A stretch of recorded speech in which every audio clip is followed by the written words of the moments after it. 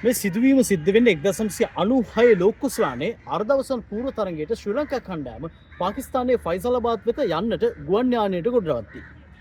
එවකට ශ්‍රී ලංකා කණ්ඩායමේ තේරීම් කමිටු සභාපතිවරයා තමයි සිදත් වෙත්තල.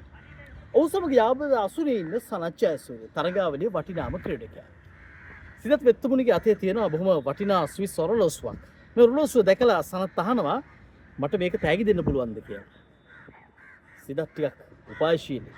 ඔහු කියනවා ඔබ හෙට එංගලන්තයත් එක්ක තරගෙදී පන්දුවාර 15ක් ක්‍රීඩා කළොත් මම මේ තෑග්ග දෙනවා. ලේසි නෑ. මොකද සිදත් දන්නවා පන්දුවාර 15ක් ජයසූරිය ක්‍රීඩා කළොත් එංගලන්තයට එරෙහිව නියත වශයෙන්ම ශ්‍රී ලංකාව අවසන් පූර්ව තරගයට එනවයි කියලා.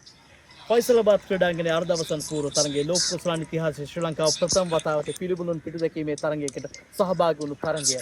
සනත් ජයසූරිය සුපිරි ඉනිමක් දියත් කරනවා. පන්දු යවන්නන් අන්ද මන්ද කරමින්. එදා ජයසූරිය ෆිලිප් ඩිෆ්‍රිතාස්ට ගහපු 1-6 අර සැටලයිට් එකක වැටුණා.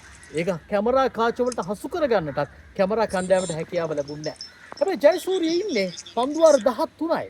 එහෙම් පිටින්ම තරගය විනාශ කරලා සමුන්ගේ පැත්තට අරගෙන එංගලන්ත ඔද තෙද ඔක්කොම විනාශ කරලා එන්නේ. නියත වශයෙන්ම ශ්‍රී ලංකාව ජය පෙරෙන මානයට ඇවිල්ලා ඉන්නේ. පන්දුවාර 13 දී දැවී යාමෙන් පස්සේ ජයසූරිය ආපු ගමන් සිදත් වෙත්තුමුලගෙන් අහනවා මට අර ඔරලෝසුව දෙනවද කියලා. සිදත් කියනවා නෑ ඔබ පන්දුවාර 15ම ක්‍රීඩා කරේ නෑ කියලා.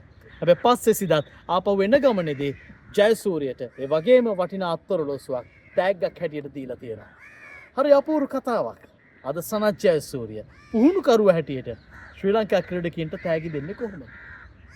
අපි බලාගෙන ඉමු. ශ්‍රී ලංකාව ජයග්‍රහණය දක්වා කැඳවාගෙන යන්නට.